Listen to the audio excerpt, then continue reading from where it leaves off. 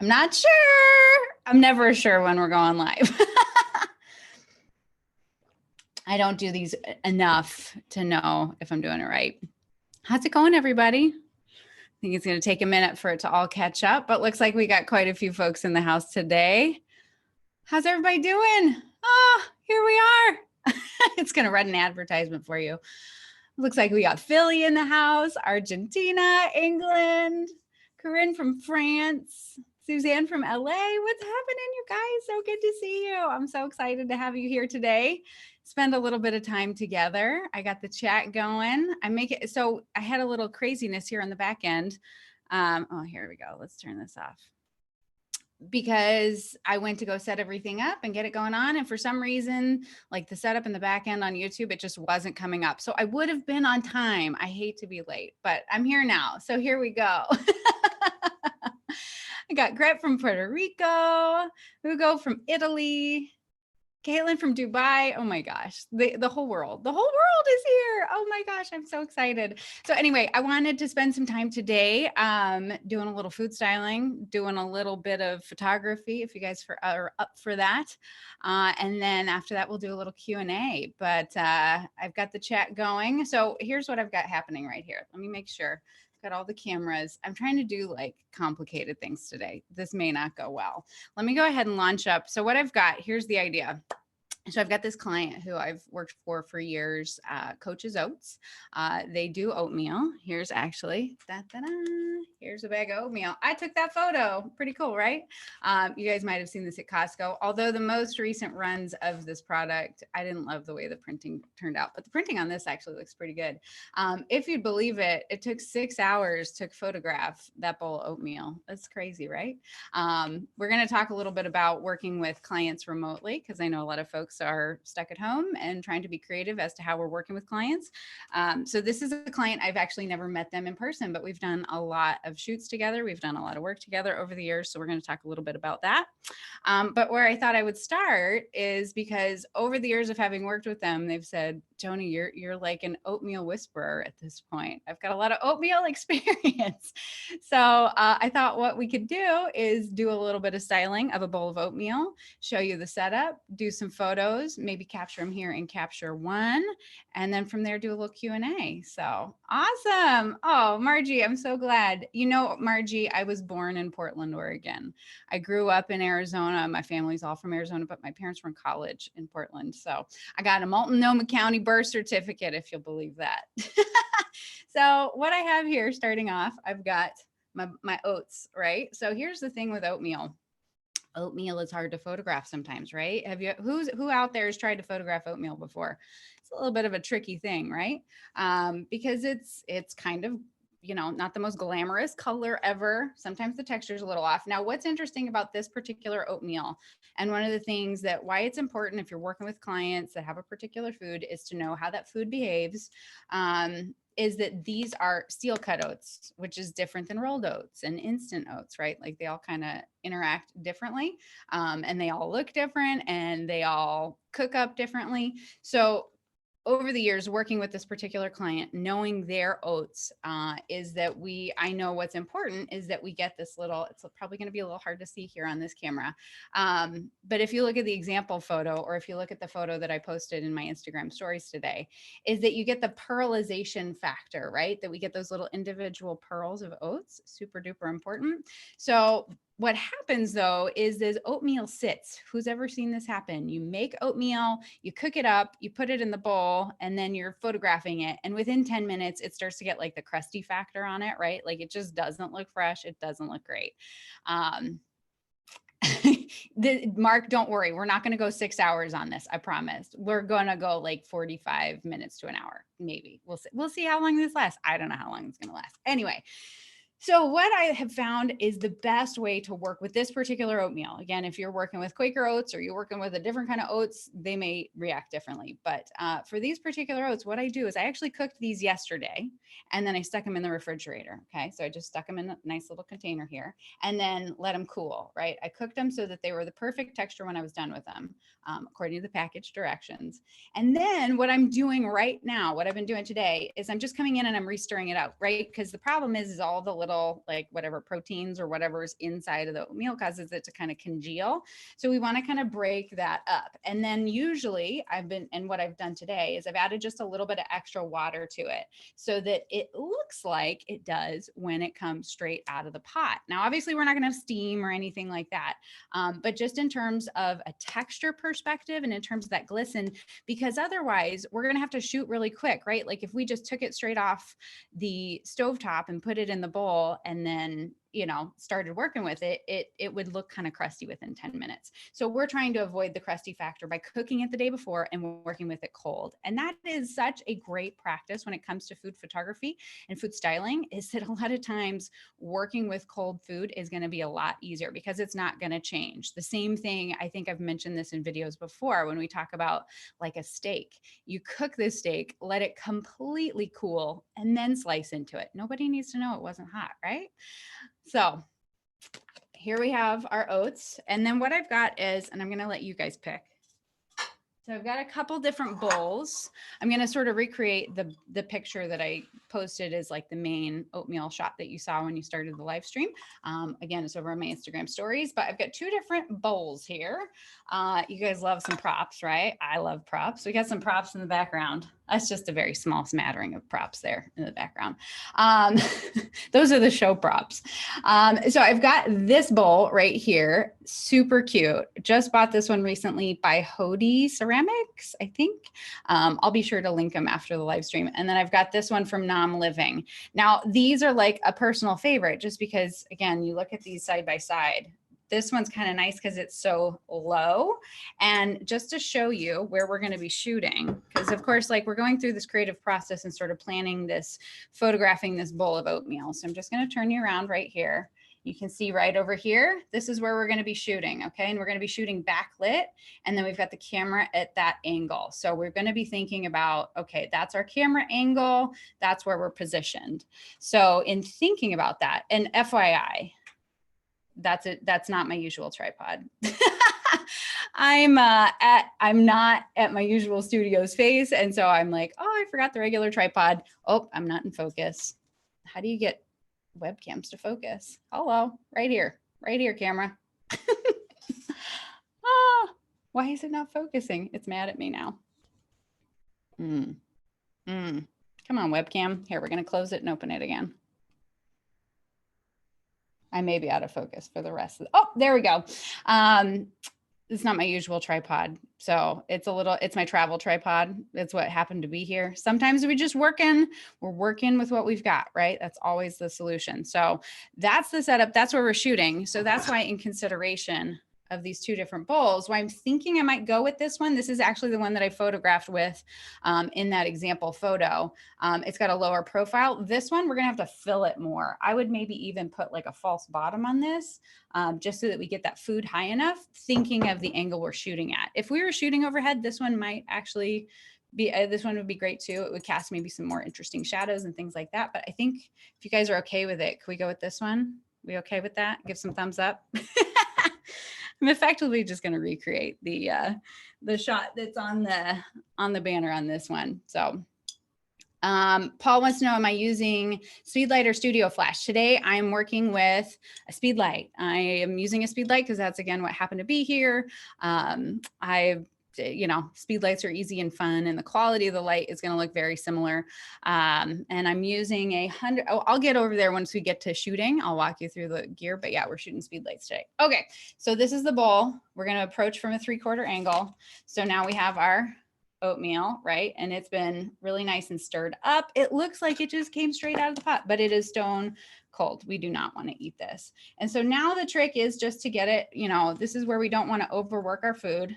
This is an interesting way to do food styling. I told you I'm working in a limited setup today.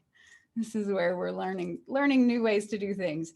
But I'm just kind of taking it bit by bit. Sorry that it's way overexposed. Maybe if I put it at my face, there you go. This is the most awkward way to style food ever. And the trick is to get the bowl to feel like it's got enough in it without feeling like we've overwhelmed the bowl, right? Like what would be a normal natural serving, but maybe a little nicer. That is definitely something though to think about when we're working with clients, is understanding what is the recommended serving of that. When I've shot for Nestle in the past, also dryers, they're very specific that I measure the foods in order to ensure that we're getting the right size. Okay, so there we have, put it next to my face so it's not overexposed. And you can see that. But here's what's nice is that it's still got that little glisten and it's not crusty, right? Oh, we love it when our food doesn't look crusty. Nobody wants crusty oatmeal. Now, one of the things when I was sharing earlier that this photograph here on the bag took 6 hours to style, we were going back and forth on this, is because we really just wanted to make sure the pattern of all of these individual little pearls of oatmeal were properly distributed. So here we go. So we're just moving them around, getting some nice shimmer and shine on those. That's what tells us the food is delicious. Specular highlights all day, every day, right? So that looks like a pretty reasonable bowl of oatmeal that we're dealing with now. Okay. Here we go, put the oatmeal away. Now I've got some berries, but I'm actually gonna place the berries over in, I'm gonna do those on the scene. Some people say never do the food while it's in the scene, but never say never, right? I'm gonna go ahead and launch up here. Let's do this again. I'm gonna put you over here and I'm gonna get capture one up and running. Hopefully you'll still be able to hear me. Where's my microphone? Microphone, come with me. Dun, dun, dun. All right. This is the wildest live stream ever. Okay. You guys see me? Do you hear me? All right. Here we go. So, and I'm also going to turn off this light because we don't need that right now. Okay. So we have going on over here. Let's see if you can see it. Let me pull you a little further out. Awesome. Okay, that looks good. Sorry that this guy is in the way.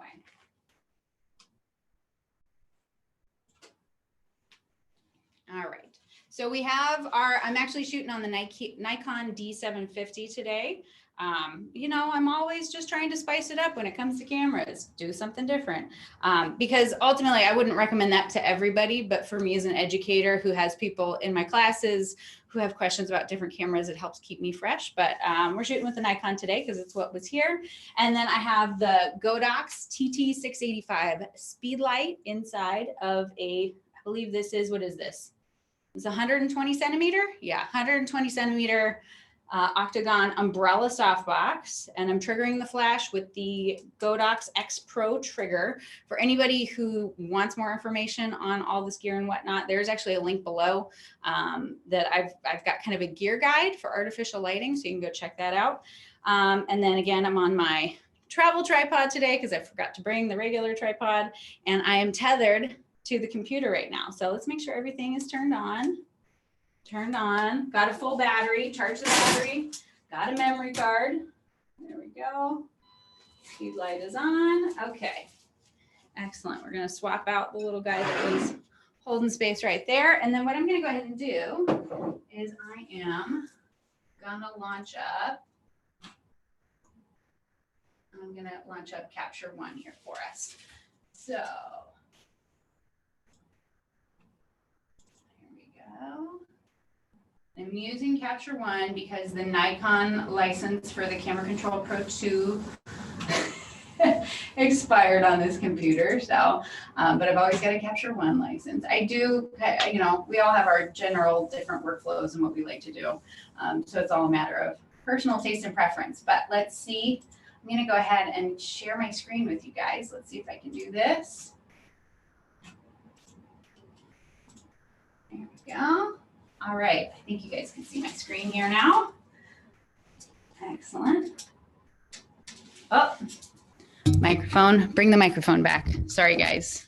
Got a lot of details to keep track of today. Remind me if I'm screwing things up. All right, so here we are in Capture One, and I'm gonna go ahead and launch up the live view.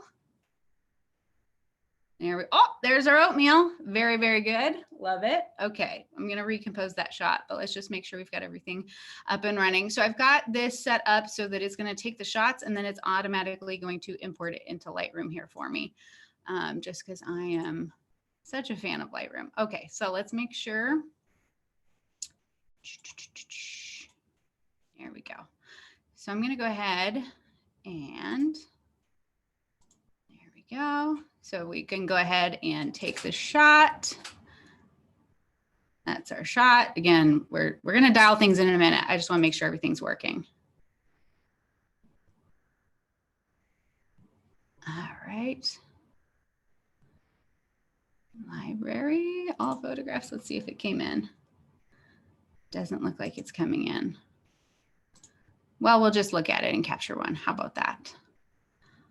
All right. Oh. This is why you should never do things that you don't normally do when you jump on a live stream. Okay, here we go. There's that. There's that. Okay. So what I'm going to do is I'm going to go ahead and get to working. Let me take the microphone with me. I'm going to get to working on styling this and putting it together. You should be able to see it there in the live view mode.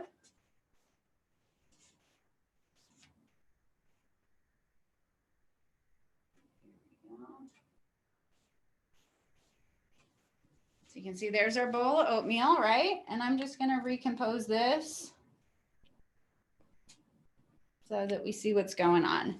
Now, one of the things that I'm looking at too is, so again, we're going for kind of that backlighting. I'm a little high on this. I might actually come down at a lower angle and then adjust to a closer range in terms of cropping in. So, and then we got manual focus going on. So when we talk about setting focus, it's really helpful to have focus placed. What I'm going to do is I'm going to make sure it's placed here at the front of the bowl so that it moves backward in terms of that plane of focus. So right now I'm at, oh, sorry, I walked away from the microphone. I should have just I got to figure out how to set up the lav mic. All right. So again, so we're at F5. And if we look at that test shot we took, you can see that we've got a, pretty decent depth of field. I personally have a preference for a certain amount of softness when given the opportunity to do that. So shooting at these wider apertures here. But what I'm going to do is I'm going to go ahead and adjust so that we have our focus coming in more at the front of the food, because that is where our eye naturally lands, right? We always want the food, we always want the focus to be where the eye is landing. I could also just use, I could put it in autofocus. Let's go ahead and do that. All right. And then I should be able to just double click here. And where are the focus controls? There we go. Much better. Okay, so now we are nicely in focus. So now at this point, I've got things pretty well set up. If we look at this exposure that we took on the test shot, we're a little underexposed, right? So we can boost this up a little bit. So in thinking of our settings, I'm at 1/250th of a second to block out the ambient light because we're shooting with flash. F5 to me is proper for the depth of field for this particular subject. I'm going to keep the ISO low in order to keep minimal grain, but I betcha, if I jump over to my flash, I'm shooting, it looks like it was at 1/64th in terms of the power on the flash. So I'm going to go ahead and boost that up to 1/32nd. And let's go ahead and take another test shot and just see where we're at. And then I can finish off styling the dish. Oh, now it's really dark. What happened? What happened? Let's boost that flash up 1/8. Maybe it wasn't at 1/64th before. There we go. Ah, much better. All right, now it's a bit overexposed. All right. So let's take it to 1/16.7 and click it again, fire in the hole.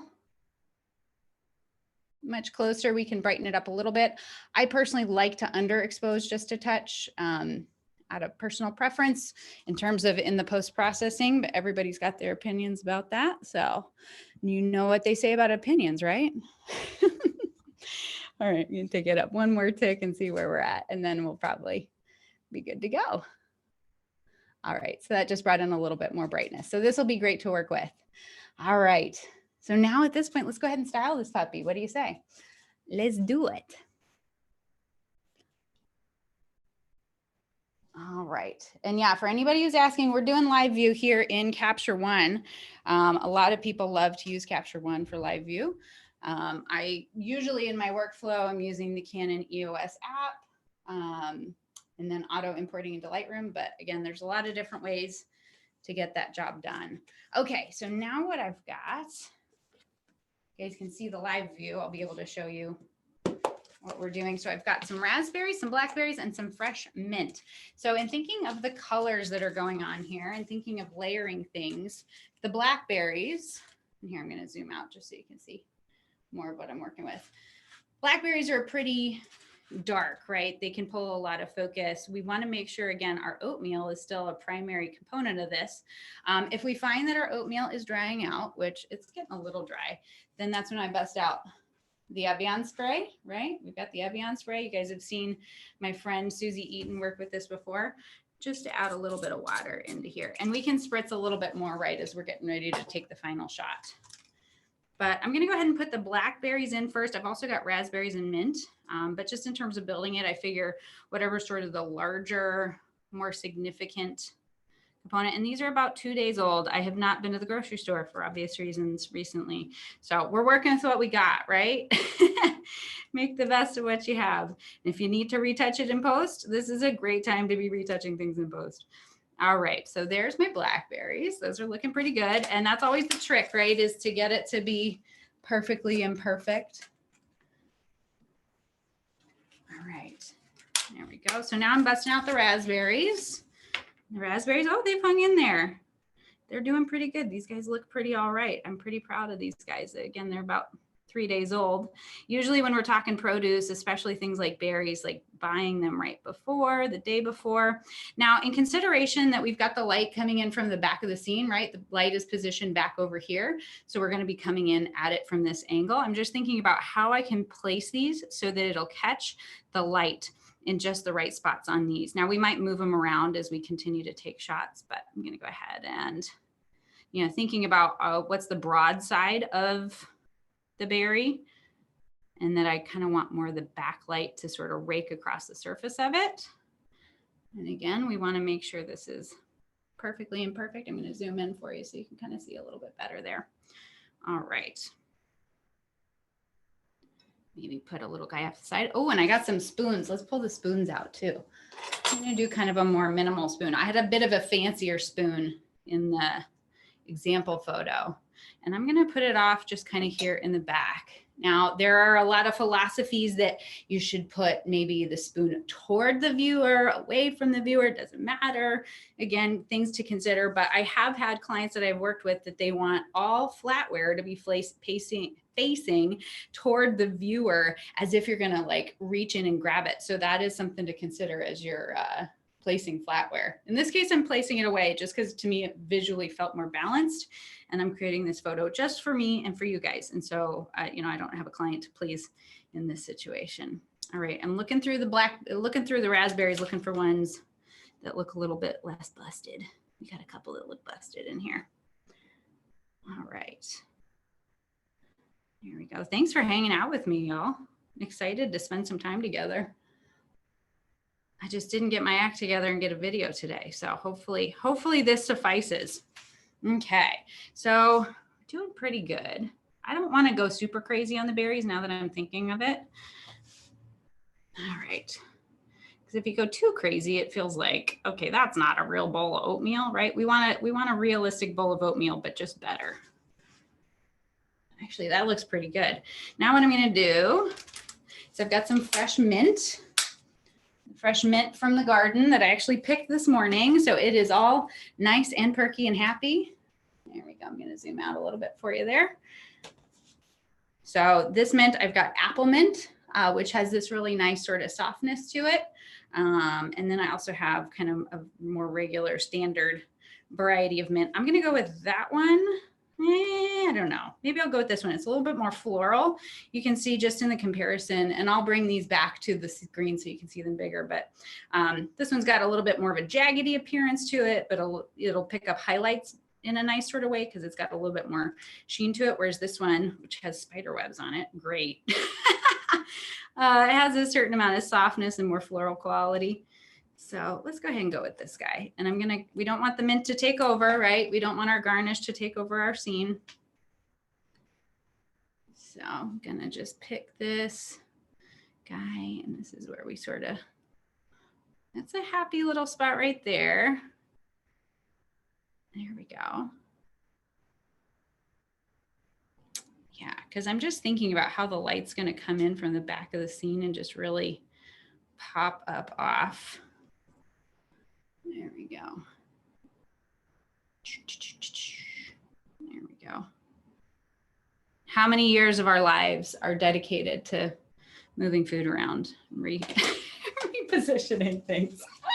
So many, so many. Okay, we're looking pretty good. I'm looking at the live view there of what I've done in the scene. How's that looking, guys? Looking okay?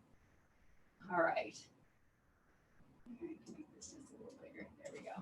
So that's what we're working on. And I kind of like this composition. I feel like, we've got the little Barry out here who he's just kind of fallen there. We might move him around, but let's go ahead and take up here, move the microphone, bring the microphone.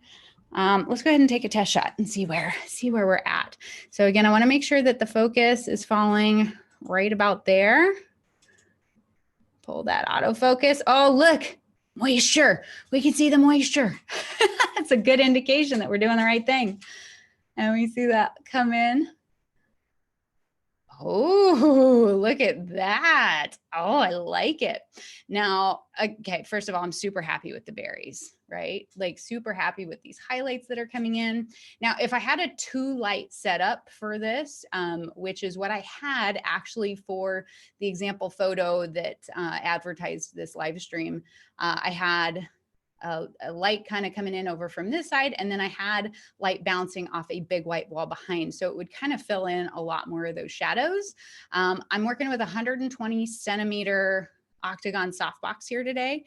So, oh good, there you go. So in terms of the size of that, it's not huge, right? Like in terms of food photography lighting. One of the hilarious things recently was I was shooting at a restaurant and we were shooting video, and I had like the whole big video lighting rig and everything like that. And then he wanted to shoot some stills, and he's like, do you need to bust out all the big lights? I was like, no, I'll use the smaller light. I'll just use the smaller umbrella, which is this 120 centimeter softbox. He's like, I thought you said you were using the small light. I was like, well, it's all relative terms to what you're used to. But just looking at this, what I'm going to do now, I just want to fill in some of these shadows right here. I could potentially boost the exposure just a touch. My output on my flash currently is at 1/8. So I'm just going to go to 1/8.3, and let's see how that brings up the brightness. Nice. Oh, much better. And I just love, backlighting. And look, here's what's great, guys. Remember, we cooked this oatmeal yesterday and it still looks delicious. It still looks fresh. It's not getting crusty. And we've already been sitting here screwing around and I haven't really touched it up other than that little spritz. So I'd say that's pretty good. So now at this point, I'm just going to pull in, and I'll show you guys the setup as soon as I finish getting the shots here, just so you can see that. But I'm just going to pull in a little bounce card to the left side of the scene. I don't want to bring it right up in there. Here's what I'm going to do. I'm going to put the microphone down. All right. I don't have any clamps or things that would be more useful for this, but I'm going to go ahead and just put the bounce card off to the right so that it just fills in a little bit more. I don't want to make this image flat because we've got some really great dimension in terms of those shadows going on. So there we go. Actually, there we go. All right, I'm going to go ahead and take another shot. And then let's see. Oh, there we go. Oh, that looks fantastic. I'm super happy with that. What do you guys think? Looking good. Looking good. All right. Let's see.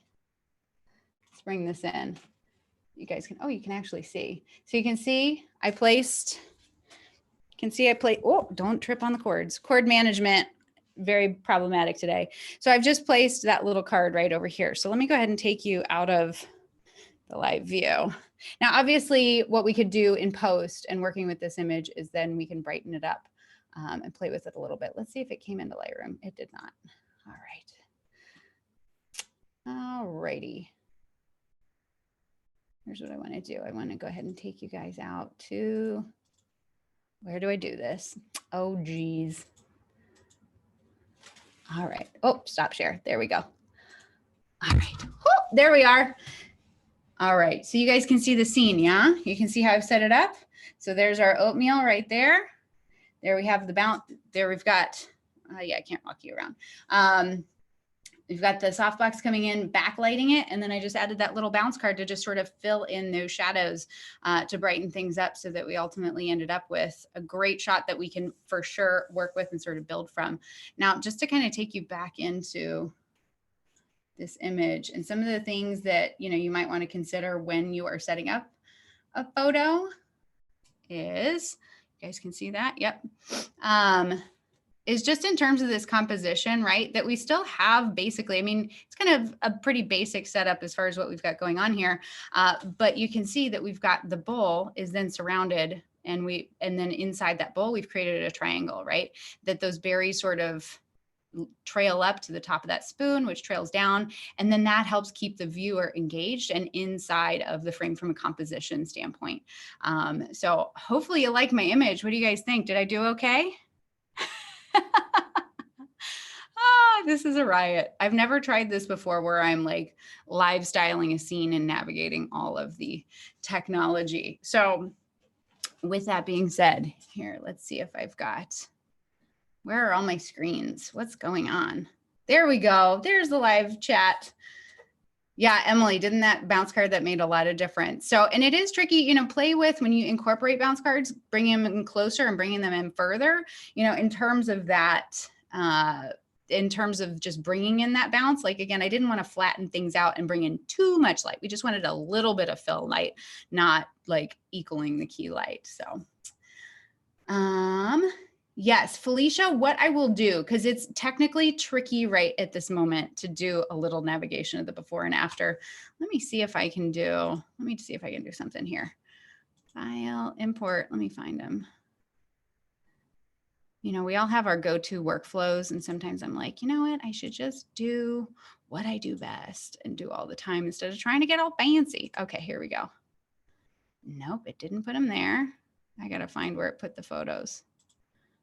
I'm also not on my typical computer. All right, here we go. User Joni, pictures, capture one catalog. Here we go.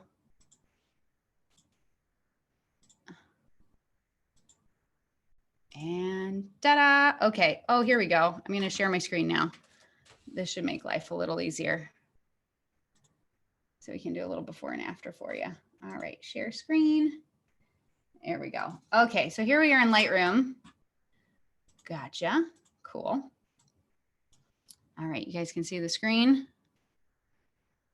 Perfect. Okay, so of course these were our test shots, right? And dialing in the exposure, getting everything looking good. That oatmeal looks fantastic. I'm so proud. Sometimes, it's a little performance anxiety to be like in front of a group of people watching you style a dish, but you guys, we did this together. This is great. So here was the shot at first before we brought in the card, right? Now I love this little glow going on these guys. I mean, that makes my day. And then we've got, that was another test shot. Oh, it's pulling in the JPEG and the RAW. All right, so there's that. And then here's when we boosted the exposure, right? We've just boosted the output on the flash a little bit to brighten things up.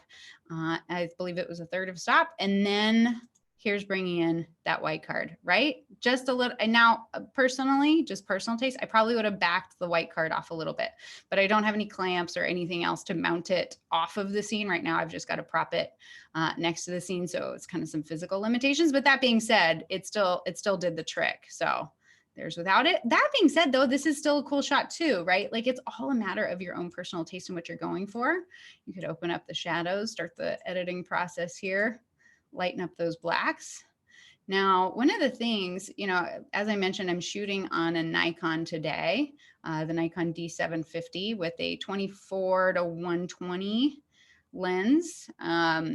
One of the things that I've really enjoyed about shooting Nikon is that I feel like its treatment of the reds in terms of rendering those colors, it's just really lovely. Sometimes Canon can be a little heavy-handed in the way it renders the reds and those warmer tones. So yeah, the color accuracy in the Nikon is just, it's just lovely. I'm gonna bring up the darks a little bit here. Ooh, see, here we go. And see, and this is the one, if we do before and after, right? This is the one that didn't have even the bounce card in it. So, you know, some of these things we can also fix in post, but here's what I really want you to pay attention to from an oatmeal whisperer standpoint is that we still have those little highlights and that juicy factor, right? The moisture factor coming in up off that oatmeal so that we know we can visually understand that the oatmeal is fresh. Obviously the oatmeal is not fresh. I cooked it yesterday and I reconstituted and brought it back to life. But now this way, within 30 minutes, I can still probably shoot this again. I might touch it up with a little bit more water, just a little bit more of that Evian spray, which you guys didn't see that before. Here, let's go ahead and stop the share. This is the Evian spray. Let me see, I've got a lot of windows open here. So this stuff is great. Of course, we could also use the glycerin water combination that's been recommended before. This stuff is expensive, but I'll be honest, I've had this same can for about 6 months and I have not finished it. So it's about 20 bucks, but it's lasted me 6 months. And you guys know me, I'm shooting fairly regularly. So that's a great thing. All right. Cool. So let's go ahead. And what should we do now? Should we do some Q&A? Well, I wanted to talk a little bit about working with clients remotely. So that little shenanigans that I just pulled here was very similar to how I would work with, now not totally similar, but all of the technology exists to work with clients remotely. Going back to this example of this oatmeal is, you know, when we're shooting for packaging and we're shooting for things that are going on the shelves and they're going to use this image for years and years to come, is that we want to make sure that it's perfect and exactly what the client was looking for. I don't know why it sends me out of focus. I don't know why. Hello, webcam. There we go.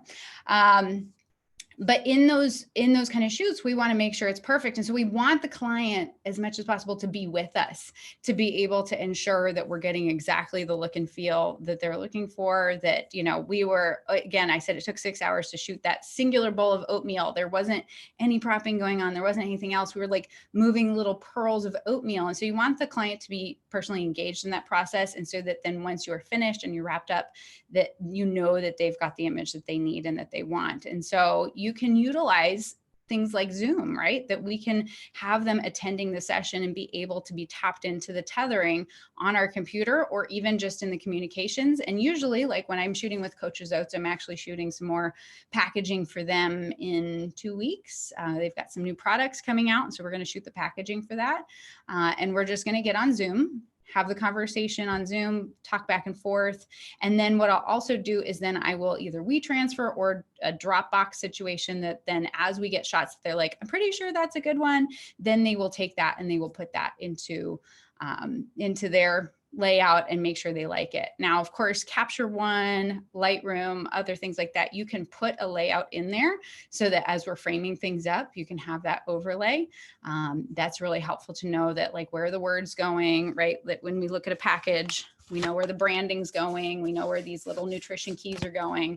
We know the framing and things like that. So being able to put those into your live view software, or just after you've taken the shot, that you be able to see that in Lightroom. So those are some really cool tools that make working with clients remotely. And so like Coaches Oats, I've worked for them for a number of years now, and I've never met them in person. We've always just worked remotely. So now in the midst of what's going on, it's kind of business as usual, is that, you know, as long as we can get a hold of the ingredients and get what we need there, they'll still be able to work with and get the shots that they need in order to proceed with their packaging. And I'm still able to work. So don't forget, you have a lot of technology tools to enable you to still work remotely with clients, even in the midst of really chaotic things. And I think that, you know, opportunities like this too, where we are all connecting remotely, might shift things in terms of the way that we do business as photographers, that when we can work remotely, maybe people will take that option more, because there is certainly a cost savings that nobody's having to travel to each other and things like that. So So those are some of the things. The other thing is though too, is sometimes if the client's not there in real time with you participating in a Zoom session, like it's not a packaging shoot, is that you can do things like test shoots, right? So when I first started working with Coaches Oats, we weren't shooting packaging, we were shooting social media and website images. And so the very first shoot that I did, we kind of went with, we had a mood board, we knew what the inspiration was, we knew what the aesthetic was that I was trying to go for, and what they were looking for in terms of colors and backgrounds and things like that. So we had a good plan going in.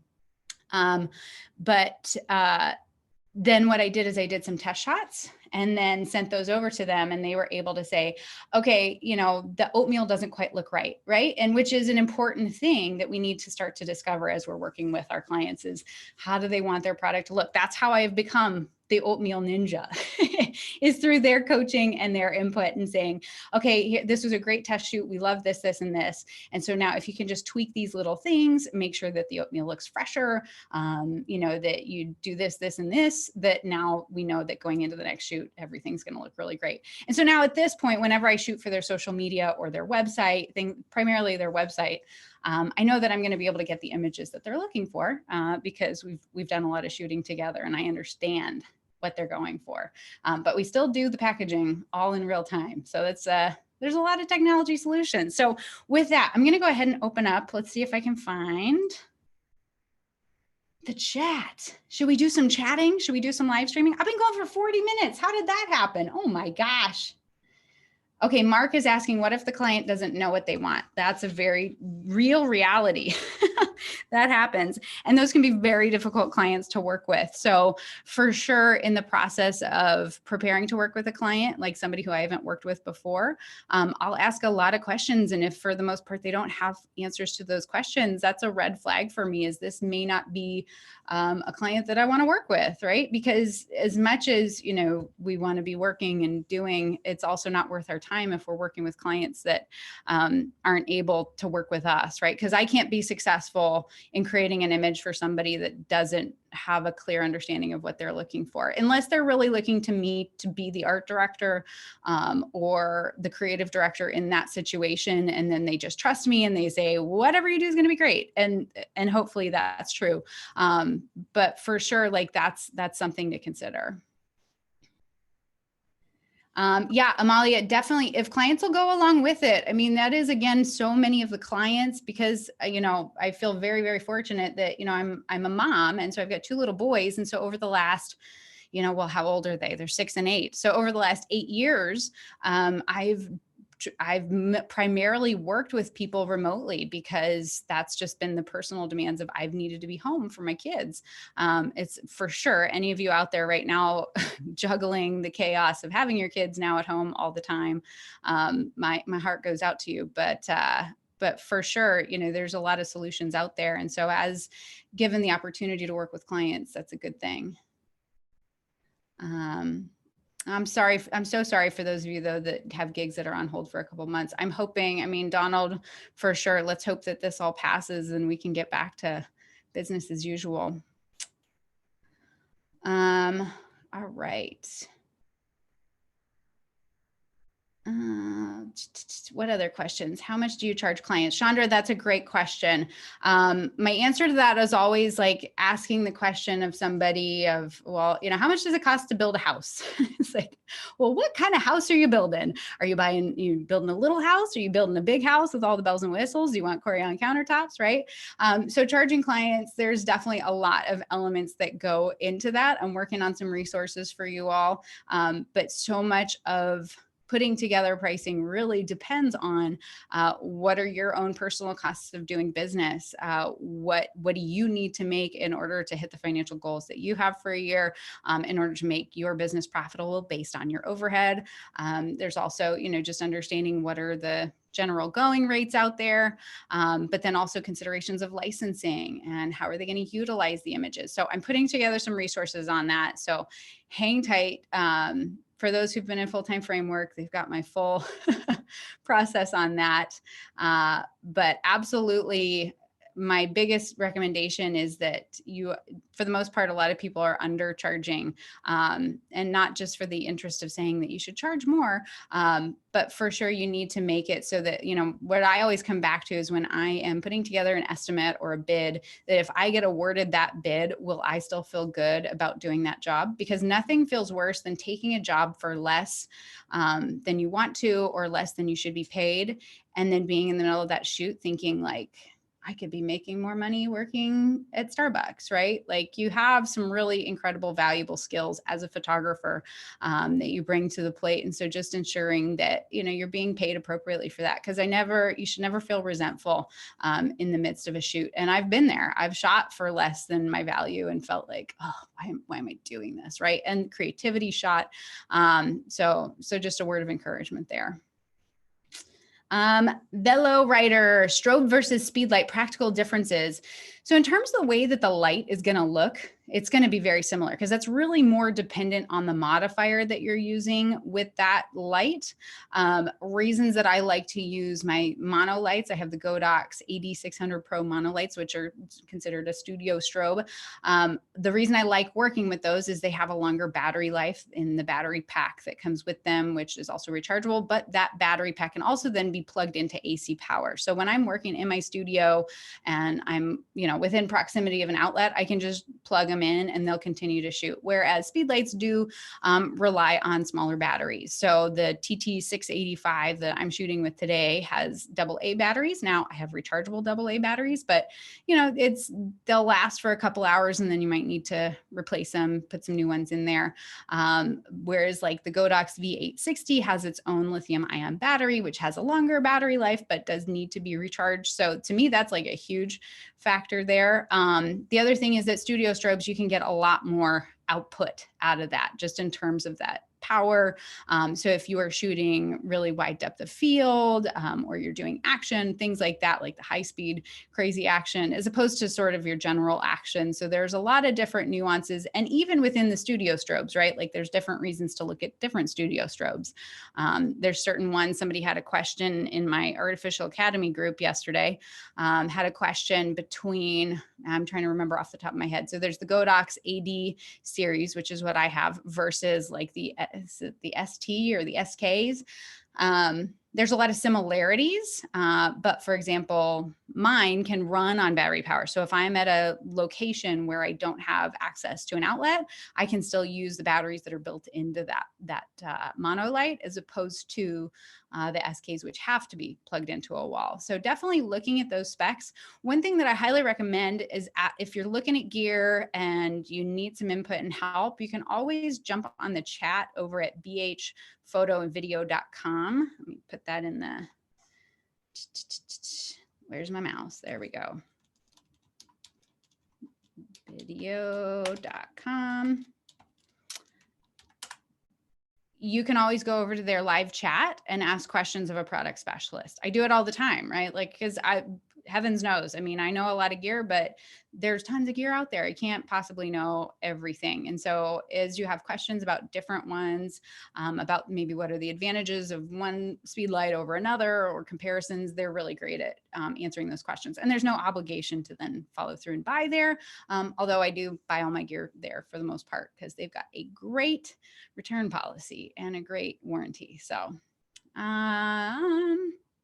Federica, as far as retouching post-production, I do it all myself. I'm not at a place where I need to hire that out. I don't, you know, my images for the most part, it's mostly produced in camera. I'm not doing anything that would require an extra person.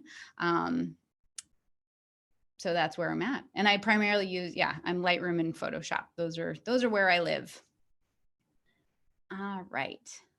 JS asked, how do you control ambient light when shooting at home or in a bright room? Well, that's why I was shooting with the flash today, right? Because I've got these overhead lights going on, which in terms of color temperature, I'm not entirely sure, but they're a little warmer in terms of my color temperature in comparison to the light coming from the flash. Or if I was using my LED lamps, the color temperature would not match. So I set an exposure that would eliminate that ambient light, and then be able to capture the lighting with the flash. For anybody who you're like, I want to shoot flash, this is complicated, I need help with it. I do have a course where you get direct connection with me, plus all the education related to getting started with that. So I've got that link below if you want to check it out. Let's see. Kelly, what's the best way to approach larger clients to start a relationship? Just approach them, right? This is what I always tell people, is that, you write the pitch, you send it. Well, no, you write the pitch and you get nervous and you reread it 50 times. And then you, at a certain point, just give up and then you close your eyes and you push send and then you just walk away, right? There's no reason that you shouldn't pitch clients of all sizes. Now, certainly, and oh, Kim, thanks for the vote of woo-woo on the Artificial Academy. But yeah, definitely you can go through, for example, larger clients typically will be working with advertising agencies or other marketing agencies, things like that. So reaching out and making connections and connecting with those kinds of clients, those kinds of businesses can then lead to working with larger clients. But there's also no reason that you can't just do the research yourself and find out who those people are and pitch the larger clients. So the bigger thing is not necessarily like, how do you find these people? Because hello, it's 2020. It's easy to find people. You can find people's information all over the place, right? So it's more of not doubting yourself and feeling confident, because we're all going to doubt ourselves. I mean, I doubt myself all the time, right? I was talking to a photographer friend this week, professional commercial photographer. And she's like, yeah, I send images and I'm like, I can't believe people are paying for these. I go, your work is amazing. But we're just always our own worst critics. And so just remembering, like, you have a lot of amazing talents and skills. You're going to be afraid. It's okay. The real difference is to push through that fear and to hit send anyway, and to start marketing and start to connect with people. And just because you get a no today doesn't mean it'll be a no 6 months from now. So continue to make connections, meet people. That's how you make it happen. What do you think you can practice at home while in quarantine? Any tips for simple setups or foods you can try? Ooh, well, for sure. If you're not following B Lobus, let's see, I'm going to put her B. Follow her on Instagram if you're not already. She has had some wonderful tips that she has shared, as well as Rachel over at Tulip Studio has a guide to things that you can be working on. And if you're finding yourself in a season of not having a lot going on and you want some things to practice, Studio. Rachel has a guide. If after this, what I'll do is I'll be sure to link it over on my Instagram and post it here. But they've both got some really great resources that can help you out. For me, I think it's, what are things that you can mess with? Like, do you have, like, for example, the Jell-O that I shot on my Instagram a couple of weeks ago, maybe about a week or two ago? I shot it for St. Patrick's Day. That Jell-O had been sitting in my cabinets, no joke, for at least a year. So it was like the perfect time to be like, hey, what's hiding in these cabinets? What can I do with it? How can I cook it? How can I experiment with it? So I think there's things everywhere. Or, even working on your portraits. If you have other people who are in your home, at a certain point, my family has gotten really tired of volunteering for portraits, but if they're bored too, maybe that's an opportunity. All right. This is a great question, Shamika. As far as separating your Instagrams, if you're, if you do different kinds of photography, like you do landscape photography and you do food photography and you do, that you can have many different skill sets, should you have different Instagrams for that? And I would say, so what you will find for sure is that, you're going to have different people following. Like if I started posting landscape photos, like I've posted landscape photos on the Bite Shot Instagram and people are like not into it, right? Because that's not what they're there for. So there is definitely like understanding that audience and what is your best foot forward. At the same time, like to manage 2 different Instagram accounts, that's a lot of work and may not be worth the effort. So if you can find a way to incorporate both into one and simplify that, there are some great examples. Let me pull up one of my favorite examples of somebody who I think does a great job of doing this. Let's see if I can pull up her. Kathy Tran. Anybody know Kathy Tran? She does phenomenal work, and she does a great job of incorporating different kinds. Kathy Tran X. So go check her out. She does a great job of incorporating different kinds of subjects. She does wedding photography. She does portrait photography. She does editorial. She does commercial. She does like the whole gamut. And so you can get a really good sense.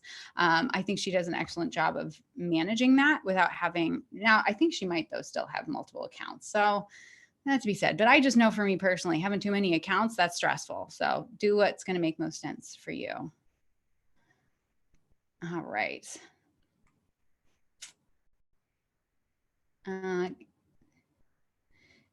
Victor, as far as to keep motivated, how to adapt to the tools you have at hand. For sure. Let's see. Use what you've got. This is what actually, so here's what's fun. I wasn't originally planning to have any sort of video or anything today, but given what's going on and that everybody's at home, I was like, let's do a live session. Let's spend some time together. But what I've been gearing up for is all of April is all using entry-level gear, super inexpensive. I'm not using it today because I didn't have the tethering cable for it. But I've got a $200 used Canon T2i. So it's the Canon Rebel T2i, super inexpensive, with a basic Yongnuo speed light and an umbrella. And I'm going to do a bunch of tutorials in April, all about working with entry level gear, working with what you got, not having like some sort of crazy studio setup and, you know, all the cool things, like something that you could do in a small New York City apartment is sort of my goal for April, is to share that kind of content. So hopefully that'll help you out and get you excited. But it's always kind of taking that opportunity to just push yourself into the moment and say, it's like working out, right? Like although I feel like I'm more apt to just play with food photography than to work out, but sometimes you're like, oh, I'm just not in the mood. But I always find that if I just push through that little, I'm not in the mood moment, and then I go do it, then I'm just like, oh, was so much fun, right? And then and there might be some struggles. Like there was a photo I took last week before last, of some drinks photos of some whiskey. And, I was like, oh, I want to shoot these, but I don't want to shoot these. And so it was like kind of hard to find the motivation. And then once I got in there, I was like struggling and frustrated and couldn't quite get the shot, until all of a sudden I was like, I'm just going to take this off and I'm going to shoot freehand a little bit. And all of a sudden I saw something that I didn't see when I was on a tripod. So for those of you who are tripod shooters, which you know me, I love me a tripod. But sometimes it really does help to get off the tripod then and just explore the scene a little bit and explore how the light is working. And you might find something. And then at that point, once you're locked in, you're ready to rock, right? And then I'm like, oh, you can't tear me away from the scene. And I spend another 2 hours messing around with the scene. So glad you like Kathy's. Yep, Kathy's awesome. I hope to meet her someday. I hope to meet a lot of people someday. Let's see. Oh, the Evian spray. People want to see the Evian spray again? Here it is. Let's see. Hold on. Let me make sure that I'm in the scene. Oh, there we go. Now I can see what I'm doing over there. Yep. Here's the Evian spray. You can find it on Amazon. Awesome. Cool stuff. Let's see. I think so many good questions, you guys.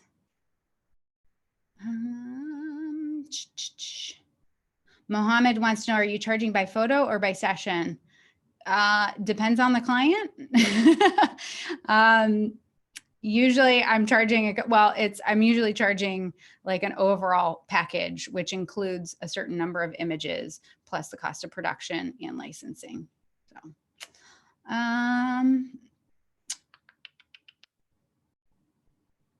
oh, Trevor, as far as shooting natural light shots, what time of day do you normally shoot? Well, I would say if you have a nice 5-in-1 reflector, right? Like those big diffuser dealies, which surprisingly enough, I don't have one of them here right now. But just one of those big reflectors. You can pop that into a window, and as long as there's light coming through that window, if you have direct light coming through, then you can diffuse it. Or if it's cloudy day, or if you have indirect light coming through that window because the light, you know, the sun is elsewhere and it's not directly beaming through and direct line of sight of that subject, you could in theory shoot any time of day. The light will look different times of day. You know, that's kind of the magic and fun of natural light, is that it changes and it morphs, and it can also teach you things, which, you know, I primarily shoot artificial, but I was playing with some natural light the other day in preparation for the videos for April. And there were just things that I was like, yeah, you know, the unpredictability of natural light though does lend toward more surprises, right? Because to me, artificial light is so predictable in any circumstance, any situation. I know how it's going to behave. But there are some little surprising things that sometimes, you know, just the way that, you know, the position of the light and how it's bouncing off of something, or how light's being blocked. Like there's this handle on the door and the light was being blocked when I was shooting with the natural light the other day, and it created these really cool little shadow play. And I was like, oh, how could I now take that into my artificial lighting setups and incorporate some of that? Because, you know, it adds ambiance, atmosphere, interest, things like that. So, don't know if that answered your question, but for sure you can shoot, you know, you can, as long as there's light coming through it, you can shoot any time of day, just a matter of manipulating it. And depending on which way that window is facing, right? Because we'll get indirect light if we're shooting north or south, because in theory, the sun is overhead and not beaming directly through. But although depending on where you are in the world and what time of year it is and all those kind of things, but then if it's east or west, depending on, is the sun rising, is the sun setting, what direction? So my biggest recommendation when it comes to natural light is just sit there and study, right? Like put a subject in the window and see what's happening to it. See what happens to those shadows. Become a student of the light and the shadows. Mainly delicious. What do you think of quick and trendy food photography hacks videos? Well, I don't know. I'm not familiar with the hacks videos. What kind of hacks people got? I don't know if I have any hacks other than just being diligent and staying hydrated. Stay hydrated, everybody. I say if you have a hack that works for you though, kind of, I mean, you could call my oatmeal thing a hack, right? Cook the oatmeal the day before, let it cool, then add some water to it. It's still got the glisten. That is a lot of hacks. There's probably a lot of hacks in the food part of things in terms of food styling. So if anybody here has hacks, share them in the comments. All right. Jeremy, I do offer videography. For me, I don't offer packages. For every inquiry I get, I explain to the client that I only create custom packages, because again, it's somebody asking you, can you build me a house? Well, how big do you want the house? Do you want Corian countertops? Do you want marble countertops? Do you want laminate floors? Do you want marble floor? Like what do you want? Right. So I can't just like say, yeah, for $100, I can do a video for you. And I wouldn't do a video for $100. Your time is way more, like think about how long it's going to take you to make that video, and then do the math of how much $100 is not going to get you far, you know. So charge more than $100 for sure. All right.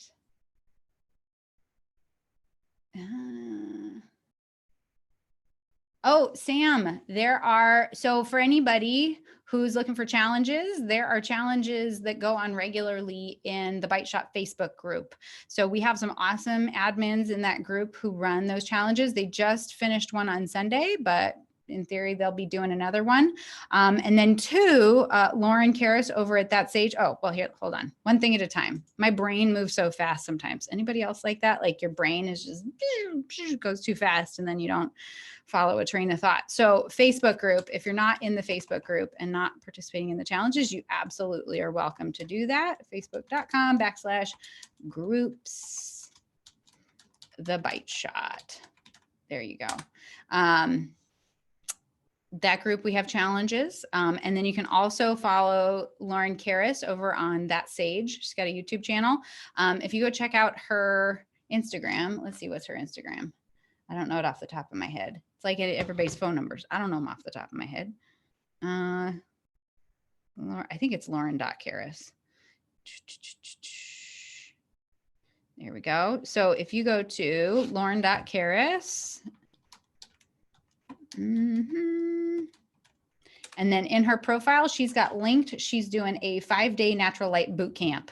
So go check that out. I'm sure there's going to be a lot of interaction and activities going on there. So that would be another good recommendation.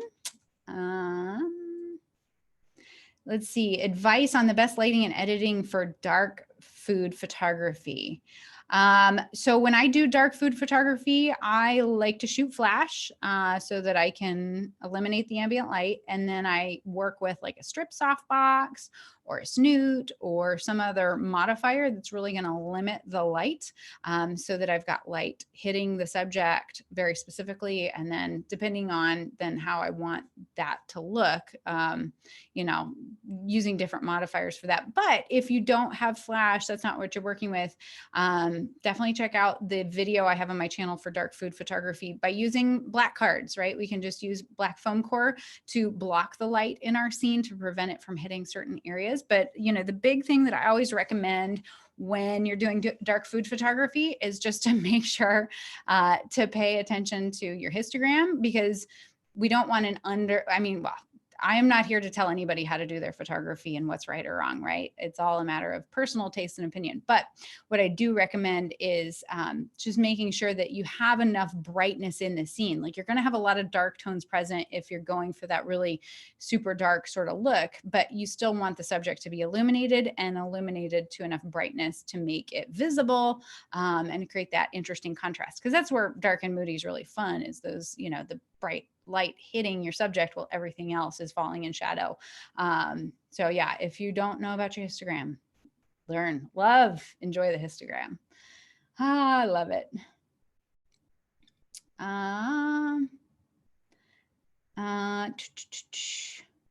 Joseph, how will we know if you like our photos that we tagged you?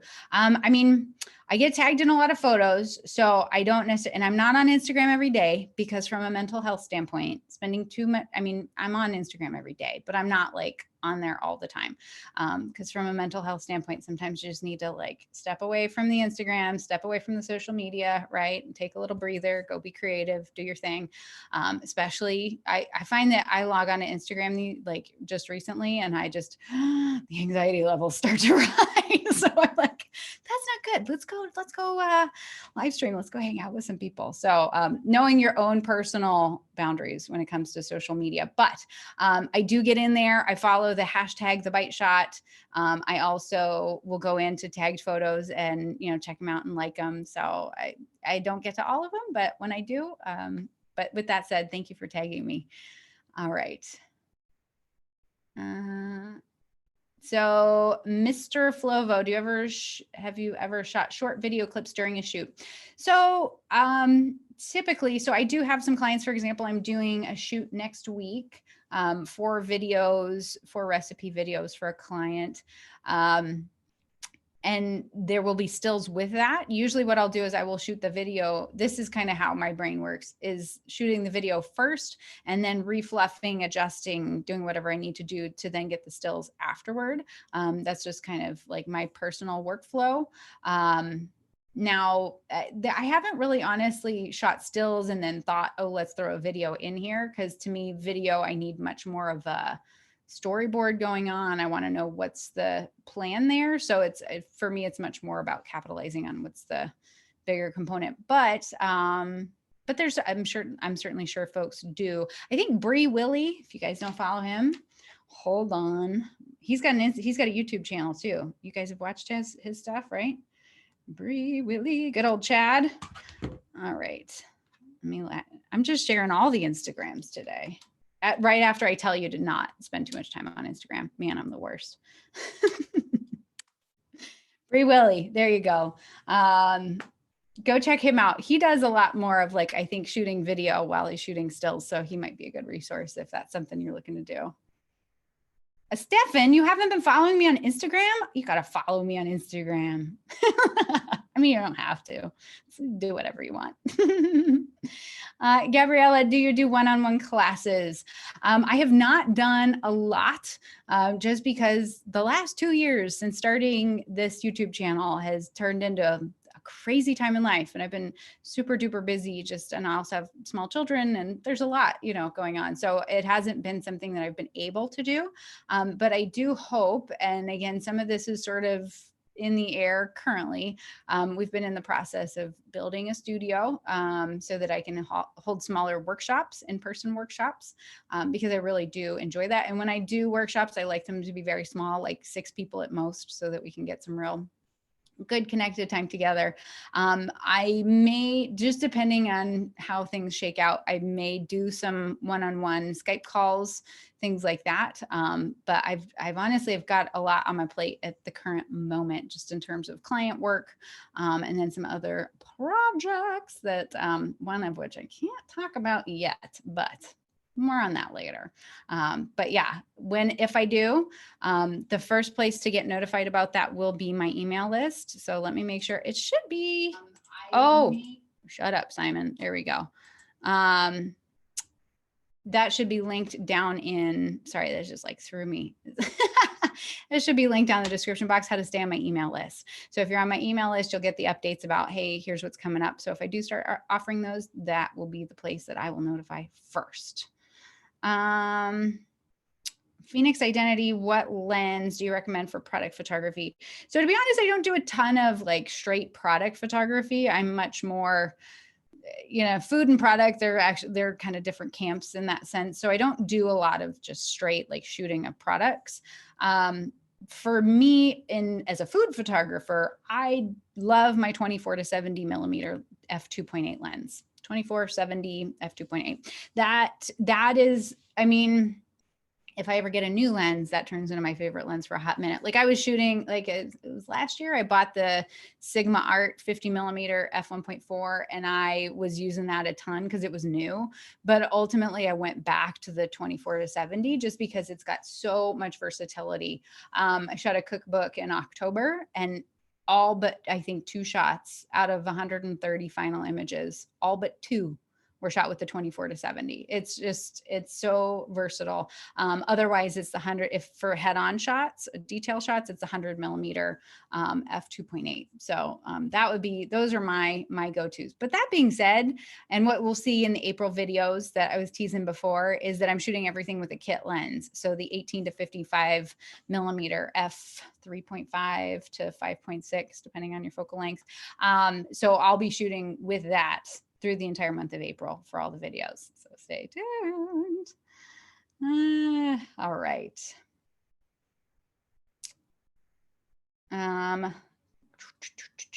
Good questions, you guys. What time is it? Oh, it's 10:15. My goodness. All right. I think we've gotten through a lot of questions. Let's just take a couple more. Right.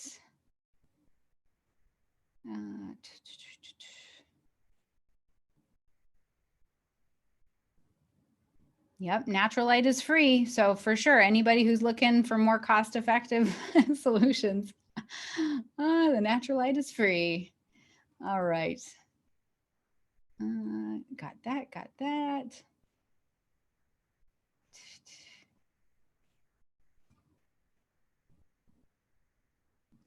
All right. Oh, so as mainly delicious, this went back a little further into the feed. How would you go about getting into the business and increasing skills in a professional setting, college internships, general photography work? I would, and again, I'm sure there's all sorts of opinions on this, so know that this is my opinion. I would not go to college for a photography degree. I would say most of the photographers who I know who are working successfully full-time in the field didn't study photography in college or at a university, that they learned, by, of course, digging into your own skills. There are a myriad of YouTube videos, mine included, out there with all sorts of insight and things that you can learn. There are tons of courses, other things that are much more financially viable and cost effective for folks just starting out. But I would say too, if you're just getting started, finding somebody who's in your vicinity who you can assist, and pitching your services to assist. Now, you will want to have a certain amount of skills and knowledge package to be an assistant. If they're going to have you, you know, helping with their lights, helping with other things on set, you're going to need to know what they're working with. But finding somebody to assist with when you're at that level, to know, you know, that's such a great way to be on set and see what's going on, see how they run their set, getting an idea, and also making connections. So but I would also say, you know, just spending a lot of time shooting. And I know that's a crazy answer, but for me, you know, where it all really started in terms of my journey was, you know, I was photographing for a blog, right? I was photographing for my own stuff, which wasn't making any money, but I was learning photography. And then I started to connect with local restaurants and to feature their stuff, and, you know, was shooting photos for my own Instagram account. And this was in what, 2014, 2015. So Instagram was still, you know, a very different landscape at that point. But, you know, shooting for my own social media to then share that content. And then they were like, oh, well, we like your photos. Can we hire you to shoot the rest of our menu? And so those can be some really great inroads in terms of getting started in the food world, is just doing your own personal work and then being sure to share that with and tag the people who's, you know, whether that's products or businesses or things like that, sharing that with them. So I've got a video on my channel that's, I forget when I shot it. It was maybe about a year ago, yeah, less than a year ago, but about how I find clients. And that's definitely one of the strategies in those videos. So if you haven't seen that video, go check it out. Dana, I can't wait for you to come. I'm hoping the studio happens. We're still moving forward with it at the current time, but we're just sort of in this like place where we're, you know, both Ryan's my husband, we're both kind of like, is it the smartest idea to plunk down a big financial investment in the midst of a lot of variables? So far we're still moving forward. Nothing has changed. But, you know, it's just, there's a lot of fears going on, but there's also no indication that, you know, in 6 months from now everything will be back to normal. Right. So who knows? So my perspective is always like, let's just move forward one day at a time, take it as it comes. And hopefully, fingers crossed, the studio will be up and running sometime this year. So then we can start to do some in-person stuff. That'll be really fun. All right. Oh, Sam, I'm glad you're excited for April. I'm excited about it too. I'm going to be, again, really focusing on entry-level gear, some good back to basics. Keep it simple, right? Sometimes we make these things so complicated when you just need a camera and some food, and that's all you need, right? Oh, Mark, I'm so glad that your business has changed as a result. I'm so glad. That just warms my heart. I love it. All right, let's take a couple more. And then I gotta get back to work, because I am prepping. I actually got contacted by an agency out of LA for a shoot in August. So I got to put together a bid for that. So you know, people are worried that the world is ending, but I'm saying like, people are still asking for work and still bidding projects. So, you know, the world is not ended yet. Oh, Mia, do you think it's better to work freelance or work for a specific company with a contract? You know, I think it all kind of depends. Certainly if you're working with a company under contract, you know, making sure to understand what that contract entails. But, you know, there's definitely like a security there, right? But I do think that if you're working freelance, you have a greater ability to go further in terms of building bigger revenue overall, just because you're not being limited by what is the price point of that contract. But I will also say the life of a freelancer, as any freelancer will tell you, is unpredictable. So if you don't have the intestinal fortitude to handle, you know, the world of unpredictability as a freelancer, then a contract might be better. So it's more about what is going to feel right for you. Or, you know, maybe you're getting started and you get a contract, and that's where you start and you really build a lot of confidence there. And then at a certain point, jump out to building, or maybe you're just doing that part-time and you can still build, you know, client relationships elsewhere. So there's a lot of ways, you know, fortunately in this day and age, I think there's just so many ways to mix and match that, so that you can do what's going to work best for you. I would say, again, and we've seen this recently, just what's happening in the world is that it really does help to diversify the kinds of clients you're working for. If you are a freelancer, that certainly any restaurant shoots, those have probably, those are put on hold. But the food brands. So if you are shooting for restaurants, that's great. And that's where you love to shoot. Fantastic. But having some other kinds of clients mixed in there can really help to offset in what can be unpredictable changes. So I always advise in any sort of capacity, not putting all your eggs in one particular basket, just because that'll help ease the burden of down the road. And I'm glad you're here. You're not late at all. We've been going for like an hour and a half. I don't know if anybody's been here since the beginning, but goodness. Amalia, yes, I have a couple blogs. I had a Zynga site back in 2003. So that's, that's where it all started. Anybody else here have a Zynga site? Do you guys remember Zynga? That was like before WordPress. My very first though, like dedicated attempt at a food blog. Let me see if I can find it. Yeah. Oh, here we go. This is where you're going to go. See, for any of you who feel insecure about your work right now, and you're like, how will I ever be able to do this? Just take a look at this. Just take a look and see how far Joni has come in 11 years. I love it. Andrew, how important is it using a macro lens for food photography? I don't think it's like not mandatory, right? You can still, like, for example, I shot some, wow. I shot some artichoke shots the other day. You guys see that, right? And people were like, oh, it's such a cool macro shot. That was not a macro shot. That was shot with the 18 to 55 millimeter the 18 to 55 millimeter kit lens. It's not a macro lens, but just understanding that minimum shooting distance and then also manipulating what focal length you're working with. So there's a lot of ways to do that. So for sure, one of the April's videos is how to make the most out of your kit lens. And so using that kit lens to do close-up shots and far away shots and having that versatility that you don't have to have a macro lens. At the same time, I love me a macro lens, and it's really fun because you can get right up in there, and that can be a great time too.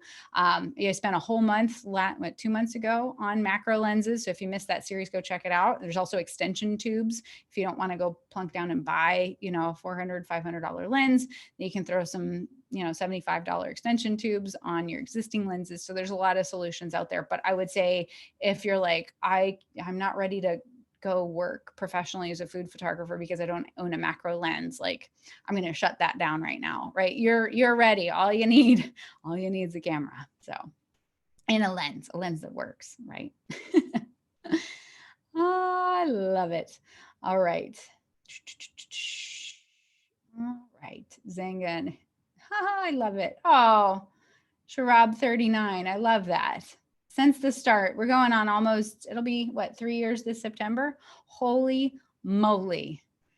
Gabriella, do you recommend the Canon Rebel? I do. I think any camera that has been made within the last, jeepers, I mean, to put a specific date on it, but within the last 3 to 5 years is going to be great, right? That they have enough megapixels, that they have great quality sensors, that you've got pretty much everything you need in any modern camera. Now, I will say the Rebel series, I own like I said, the T2i. It's been great. I bought it for $200 used on B&H. They have a great used department. I also bought that Nikon D750 used from B&H. They've got a great warranty policy, but they take really great care of making sure that if they're selling you used equipment, that it's top quality. But that being said, like the Rebel series, it's great. You can do fantastic work, get absolutely awesome images out of it.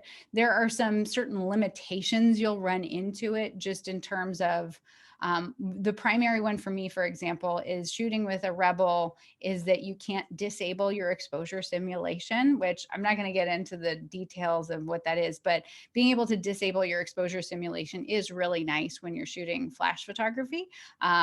there's certainly workarounds and things that you can still do, but there's a certain amount of convenience out of, maybe things like the ADD or, other cameras within the Canon world, or the Nikon world, or the Fuji world, or the Sony world. Like they're all fantastic cameras. So feel confident that, I would say base it more on what's your budget, right? Because I don't want anybody running out, like where I just like my stomach sinks down and I just like get sick to my stomach is when people watch my videos and then think that they need to go buy the 5D Mark IV or, even the Nikon D750 and think that that's what's going to make the photos. Please know that is not it. It's the skills. And so especially if you're just getting started and you don't know if this is going to turn into something bigger or if you're going to do this long term, don't go spend, please promise me you will not go spend $3,000 on a camera. I mean, obviously if that's cost prohibitive, you won't do it anyway, but just know and feel confident. And again, that's why April, I'm so jazzed for April because I just want to spread the word. Like $200 cameras are awesome and they'll do great work for you that you could feel confident in. So,